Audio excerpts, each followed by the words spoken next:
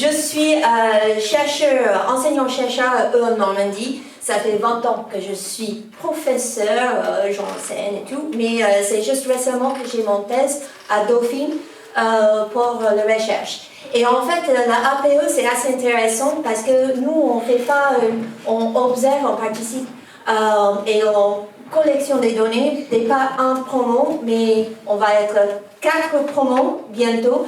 Et donc, ce qu'on fait, c'est on fait d'abord, on prend des entretiens avant au début de la promo, de la recherche. Après, à la fin, et maintenant, on est en train de collectionner des données 1 an après. Et j'espère qu'à la fin, on va voir 3 ou 4 sessions des entretiens au fur et à mesure, plus des observations. Donc, mon équipe, on a Sabrina Tancral en Normandie, Sabrina Tancral, Jean-François Garcia, Jean Couilly et Sarah Alves. Et bientôt un nouveau qui commence avec la 4e promotion. Et en fait, en équipe, on assisté toutes les promotions, c'est super intéressant. Donc pour nous, en quelques années, ceci pour vous qui ne connaissez pas peut-être la recherche, ça prend très longtemps. Très longtemps pour vraiment avoir des choses scientifiques. Mais entre-temps, on peut avoir des remontées, des concepts qui émergent. Et voilà, je vous présente quelques constats. Donc, voilà. Merci. On continue. Donc, d'abord, c'est collective coaching. Qu'est-ce que c'est collective coaching? Moi, je ne savais pas qu'est-ce que c'est collective coaching. C'est Marie qui m'a introduit cette idée. C'était nous qui a dit, bon, en fait, c'est pas coaching vraiment, parce que coaching, c'est une personne. Mais c'est pas vraiment une formation non plus, dans le sens que traditionnel des formations. En fait, ce qu'on fait, ce que Marie fait, c'est qu'il prend un groupe de personnes, et en fait, le fait d'être adaptif, d'être agile et vraiment changer à les attentes de nos collaborateurs, en fait, de nos participants, en fait, il peut-être arrive à être plus, toucher plus, changer la formation en fonction des gens, mais aussi toucher plus de problématiques que nous avons. Donc au début de la formation, nous on était, on ne savait pas où on va, on ne savait pas qu'est-ce qui se passe dans la formation, mais au fur et à mesure on dit, bon, on a besoin de ça. Je me souviens, moi je ne veux pas ça, moi je veux ça. Et donc voilà, et Marie s'adapte en fonction de nos besoins. Donc une formation agile, tout à fait. Ainsi, c'est quelque chose qui évolue. Et c'est en fait une co-construction. Et donc là, c'est un petit peu comme le coaching. C'est quelque chose qu'on construit ensemble. Et en fait, c'est sa force. Une de ses forces. Et donc, merci à Marie pour adapter à nous. Donc, la deuxième chose qui est remontée, c'est en fait le partage interorganisationnel.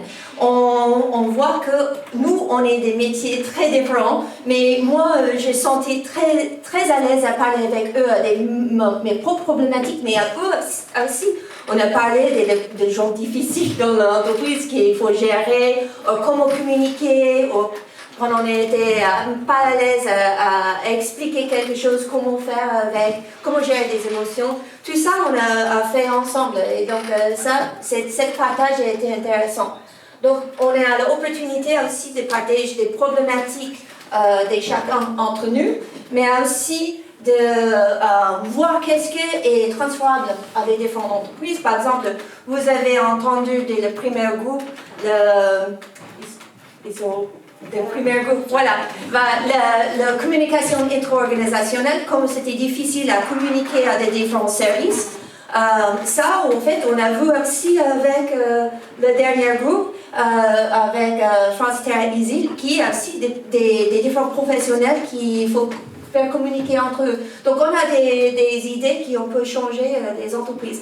Ça, c'est cette année, mais c'est des années précédentes, on a vu ça aussi. C'est pendant des entretiens des participants des années dernières, ils disent la force, c'est vraiment apprendre des autres entreprises. Et c'était très intéressant.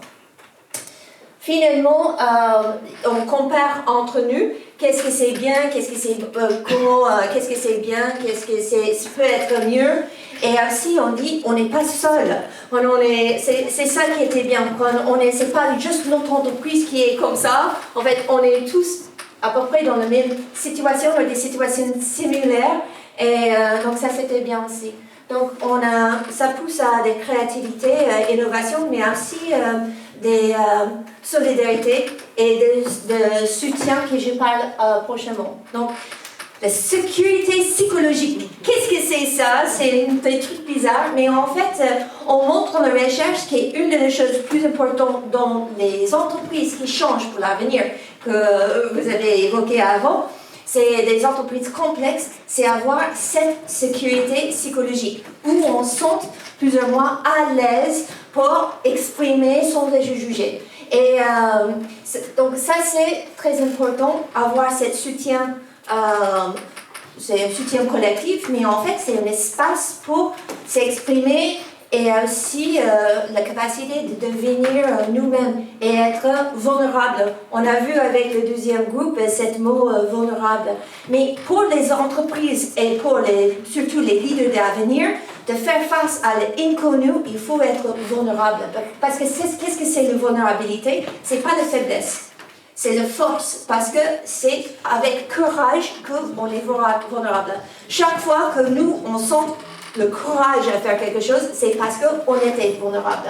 Et en fait, pour l'avenir, pour l'inconnu, pour la complexité qu'on doit faire face pour l'avenir, c'est cette vulnérabilité, c'est très important. Et on ne peut pas sentir et comment se développer ça si on n'est pas cette sécurité psychologique.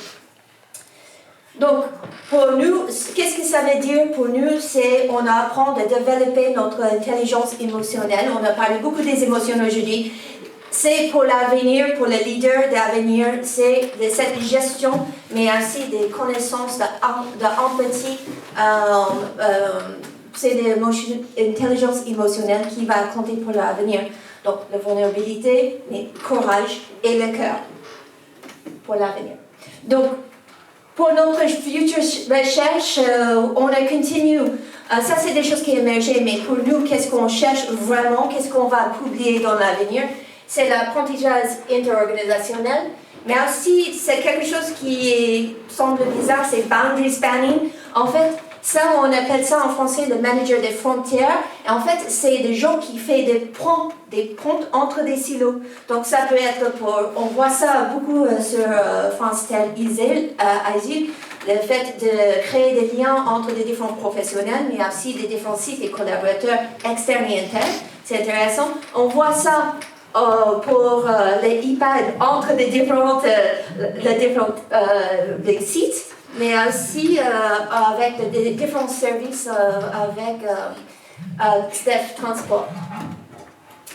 Donc finalement, on développe des compétences managériales. Mais ce qui est intéressant à cette formation en particulier, c'est qu'on peut observer la mise en place des compétences. Donc normalement dans la formation, on apprend comment développer des compétences, mais la mise en pratique de ces compétences, c'est quelque chose qu'on peut voir avec cette formation, donc c'est intéressant. Donc voilà, c'est pour moi personnellement, c'est une expérience très très riche et prometteuse pour la recherche. Donc je remercie tous les gens qui étaient avec moi dans cette promotion, c'était très bien.